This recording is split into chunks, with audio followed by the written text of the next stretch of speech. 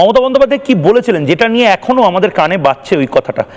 মমতা বন্দ্যোপাধ্যায় কেন বলবেন একটা ভোটে জিতবো, একটা ভোটে হলেও জিতবো, এক ভোটে জিতবো, এগুলো কেন বলছেন?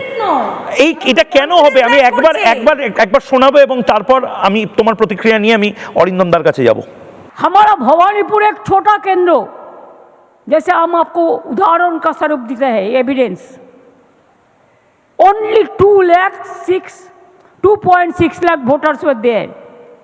Now earlier you have excluded 44,000, and this time because of logistical discrepancies 14,000, and also for 2,000 you deleted. Where is the voter? Why they are missing? In my constituency I told you 60,000.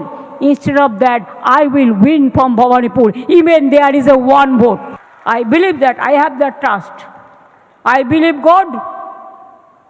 I believe all the Ma, all natures, all religions, all Hindus, Muslims, Sikh, Isai, Bauddha, Jaina, Parsi.